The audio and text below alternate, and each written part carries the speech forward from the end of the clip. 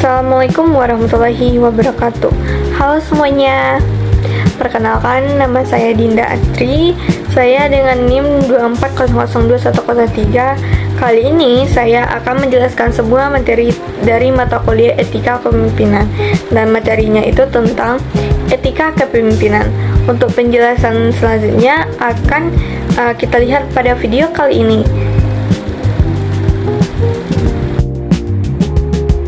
Baik teman-teman semuanya, saya akan menjelaskan materi tentang etika kepemimpinan. Sebelum itu, kita harus tahu apa sih etika kepemimpinan itu.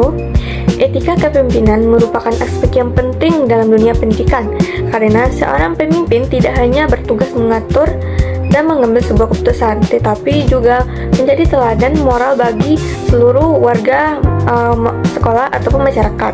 Dalam praktiknya, pemimpin sering dihadapkan dalam berbagai dilema etika dan konflik yang menuntut kemampuan untuk menyeimbangkan antara keadilan, kejujuran, kepentingan bersama. Oleh karena itu, pemahaman mengenai etika kepemimpinan ini termasuk bagaimana menghadapi dilema etis serta penerapan kode etik dan profesionalisme menjadi hal yang sangat penting menciptakan lingkungan pendidikan yang berintegrasi, transparan, berorientasi kepada karakter peserta didik. Nah, kita masuk pada pengertian etika kepemimpinan dalam pendidikan. Nah, etika kepemimpinan dalam pendidikan ini merupakan moral dasar, nilai-nilai yang menjadi pedoman bagi pemimpin pendidikan seperti kepala sekolah, pengawas, maupun guru dalam menjalankan peran dan tanggung jawabnya. Pemimpin pendidikan tidak hanya bertugas untuk menjadi teladan moral dan panutan etika bagi warga sekolah, tetapi juga mencapai target akademik dan administrasinya. Secara konseptual, etika kepemimpinan ini berhubungan dengan bagaimana seorang pemimpin bertindak berdasarkan prinsip moral, kejujuran, tanggung jawab, dan keadilan. Dalam konteks pendidikan, pemimpin yang beretika harus beretika. Yang pertama itu menunjukkan integritas pribadi, yaitu konsisten antara perkataan, perbuatan, atau tindakannya. Kedua, mempunyai komitmen terhadap nilai-nilai pendidikan seperti kejujuran, keadilan, empati terhadap peserta didik maupun guru. Yang ketiga, mendorong terciptanya budaya sekolah yang menghormati martabat manusia, menjunjung tinggi kerjasama, dan mempromosikan lingkungan yang aman, damai, dan berkeadilan. Nah, menurut Sir Giovanni tahun 1992, kepemimpinan dalam pendidikan yang memiliki moral berdasarkan 3 nilai. Yang pertama itu etika, kedua profesional, ketiga nilai sosial. Kita masuk pada poin B, di mana ini membahas tentang dilema etika dalam konflik. Dalam praktiknya, kepemimpinan tidak jarang pemimpin ini menghadapi dilema etika, yaitu di mana situasi seseorang dihadapkan pada dua pilihan yang sama-sama memiliki moral, namun sulit untuk dipilih karena masing-masing itu membawa konsekuensi etisnya tertentu. Dalam menghadapi dilema etika ini, seorang pemimpin yang beretika harus sangat-sangat mempertimbangkan keputusan yang telah diambilnya. Pertama itu yang harus dipertimbangkannya nilai-nilai moral, di mana itu mencakup tentang kejujuran, keadilan, dan tanggung jawab. Pemimpin pendidikan yang kepentingnya itu tentang keselamatan, perkembangan, dan kesejahteraan siswa. Jika ada konflik terjadi, keputusan harus kembali pada prinsip apakah apa yang paling baik atau penting bagi siswanya. Nah, yang ketiga itu ada konteks sosial dan budaya sekolah, di mana pemimpin itu harus memahami norma, budaya lokal, karakter masyarakat, kondisi sosial maupun ekonominya, dan tata nilai sekolah tersebut. Nah, keputusan etis yang harus selaras dengan budaya positif tanpa mengabaikan prinsip moral universal. Yang keempat itu dampak jangka panjang terhadap komunikasi sekolah, di mana setiap keputusan etis harus diproyeksikan pada dampak jangka panjang. Contohnya seperti hubungan antar warga sekolah, reputasi lembaga, iklim kerja, dan kualitas pembelajaran, serta kepercayaan masyarakat. Ini mencerminkan pemimpin yang beretika yang mempertimbangkan apakah keputusan yang dibuatnya akan membangun atau merusak sistem dalam jangka panjang ini. Terus kita masuk pada penjelasan. Nah, untuk contoh dari penjelasan ini tuh kayak seperti kepala sekolah harus memutuskan antara mempertahankan guru yang sangat berprestasi namun sering melakukan pelanggaran aturan disiplin atau menegakkan aturan yang berisiko kehilangan tenaga pendidik unggul tersebut. Nah, bagaimana sih tindakan dari kepala sekolah tersebut? Nah, itu tuh bentuk contoh dari dilema etika dalam konflik. Nah, kita masuk pada pembahasan yang ketiga, itu kode etik dan profesionalisme dalam kepemimpinan, di mana kode etik merupakan seperangkat norma dan prinsip moral yang dijadikan pedoman perilaku bagi seseorang dalam menjalankan tugas profesionalnya.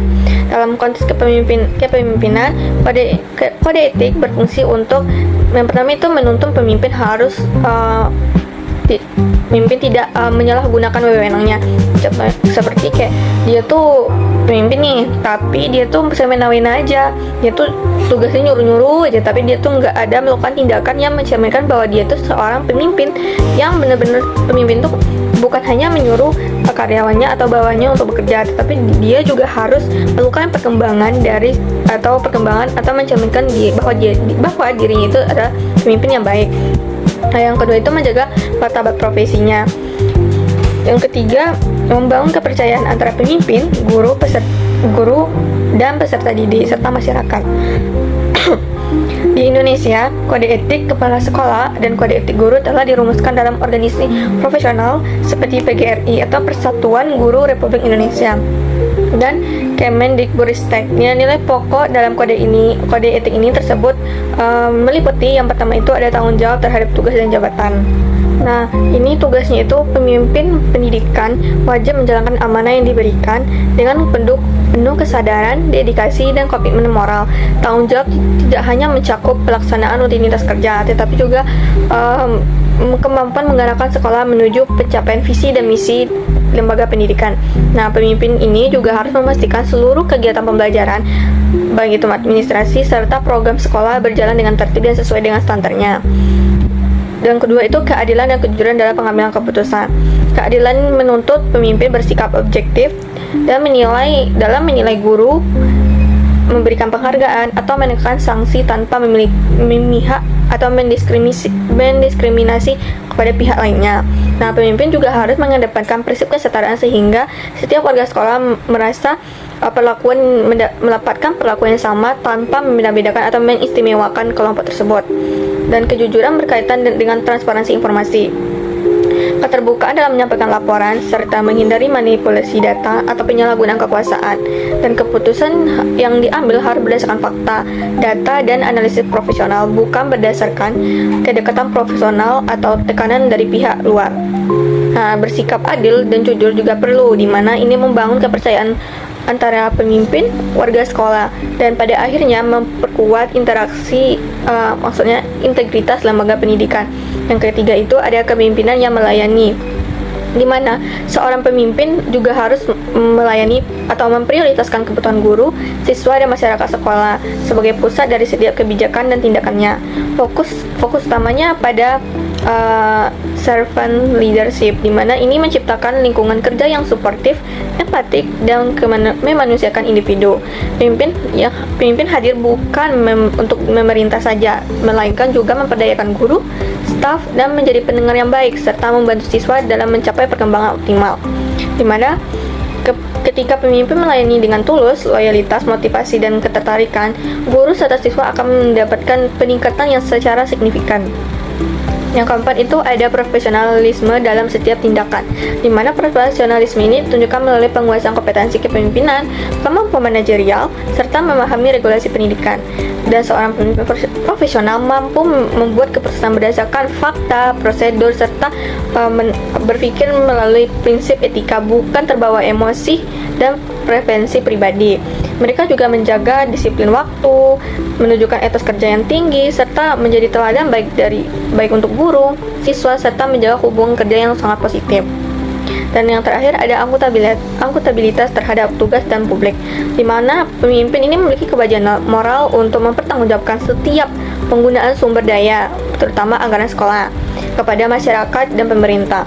Akuntabilitas mencakup keterbukaan dalam laporan, keuangan, evaluasi program, serta ketersediaan menerima kritik dan melakukan perbaikan. Sikap yang akuntabel menciptakan budaya yang transparansi sehingga tidak ada ruang untuk penyalahgunaan wewenang atau praktik yang tidak etis sesuai dengan kodenya. Itu kita akan membahas materi tentang kepemimpinan juga yang beretika profesional juga akan menghasilkan iklim yang harmonis dan transparan, di mana pemimpin ini juga menjunjung tinggi tentang kejujuran, keadilan, dan komunikasi yang terbuka, mampu menciptakan suasana kerja yang saling menghormati. Kedua itu budaya organisasi yang sehat.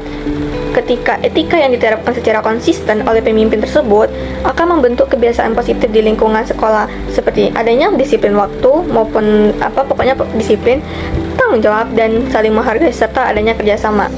Dan yang ketiga itu peningkatan kepercayaan masyarakat terhadap lembaga pendidikan, di mana ketika sekolah dipimpin oleh dengan integritas dan profesionalisme, masyarakat akan menilai bahwa sekolah tersebut mampu memberikan pendidikan yang aman, adil, dan dapat dipertanggungjawabkan.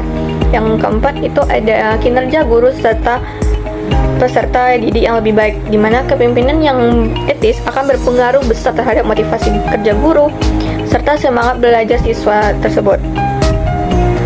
Baik, kita akan masuk pada materi yang terakhir, yaitu tentang indikator profesionalisme pemimpin pendidikan, di mana itu ada beberapa. Yang pertama ada berkomitmen kepada pembelajaran berkelanjutan, maksudnya di mana seorang pemimpin pendidikan harus meningkatkan kompetensi dan wawasannya melalui pelatihan, seminar, kursus, atau membaca literatur serta diskusi akademik, di mana pembelajaran berkelanjutan penting karena kita sudah masuk pada dunia yang terus berubah-ubah, di mana dari sisi kurikulum, teknologi, maupun kebijakan pemerintah, dan seorang pemimpin harus selalu belajar akan memberikan sebuah arahan yang tepat, inovatif, dan relevan dengan kebutuhan zaman. Sikap ini menunjukkan bahwa pemimpin menghargai perkembangan profesional dan terbuka terhadap pengetahuan baru. Yang kedua itu sikap keterbukaan terhadap kritik dan evaluasi. Pemimpin profesional menyadari bahwa akan ada kritikan, bukan ancaman, tetapi kritikan ini juga menjadi sumber dari memperbaiki diri dan meningkatkan kinerja lembaganya agar lebih baik gitu. Keterbukaan terhadap evaluasi menunjukkan bahwa pemimpin yang tidak anti masukan dan tidak defensif saat memberikan saran dari guru, siswa, orang tua, maupun masyarakat adalah pemimpin yang terbuka akan menciptakan budaya dialog. Nah, ini juga membuka komunikasi yang jujur dan refleksi bersama di lingkungan sekolah. Sikap ini membantu kepercayaan karena menunjukkan kerendahan hati dan komitmen terhadap perbaikan. Ketiga itu mampu beradaptasi dengan perubahan tanpa mengabaikan nilai moral. Nah, pemimpin pendidikan harus fleksibel dalam menghadapi perubahan kurikulum, metode pembelajaran, digitalisasi, dan tuntutan global dunia pendidikan. Adaptasi ini juga penting, di mana ini ditunjukkan dengan kemampuan mengimplementasikan perubahan tanpa menimbulkan gejolak yang berlebihan dalam organisasi sekolah. Namun, adaptasi harus tetap mempertahankan nilai moral, integritas, dan prinsip etika dalam perubahan agar perubahan tidak mengorbankan prinsip kemanusiaan, keadilan, dan transparansi. Yang keempat itu menjunjung tinggi etika kerja dan integritas dalam setiap keputusan. Integritas adalah fondasi utama dalam profesionalisme. Pemimpin harus berkonsisten dengan perkataan maupun tindakannya, di mana etika kerja ditunjukkan melalui sikap disiplin dan tanggung jawab, serta ketentuan dan kemampuan menyelesaikan tugas tepat waktu dan sesuai dengan standarnya. Nah, pemimpin yang berintegritas tidak akan menyalahgunakan kuasa, tidak terlibat dalam praktik manipulatif, dan selalu transparan dalam mengelola anggaran, program, ataupun kebijakan. Nah, kesimpulan dari semua materi ini adalah etika kepemimpinan merupakan fondasi utama bagi keberhasilan organisasi pendidikan. Nah, pemimpin yang beretika tidak hanya menguasai aspek teknis ataupun administratif, tetapi juga memiliki kebijaksanaan dalam bermoral dan memimpin. Nah, dalam menghadapi dilema etika maupun konflik, pemimpin juga perlu mengedepankan nilai keadilan, empati, dan tanggung jawab sosial. Selain itu, penerapan kode etik dan profesionalisme dalam konsisten menjadi jaminan terciptanya budaya sekolah yang berintegritas dan bermartabat. Dan etika dalam kepemimpinan bukan hanya aturan, tetapi juga roh moral yang mengarahkan setiap tindakan pemimpin agar selaras dengan nilai kemanusiaan, pendidikan, serta kebenaran. Dan mungkin itulah penyampaian materi yang dapat saya sampaikan. Saya tutup dengan wabillahi taufiq wal hidayah. Assalamualaikum warahmatullahi wabarakatuh. Terima kasih semuanya. Bye-bye.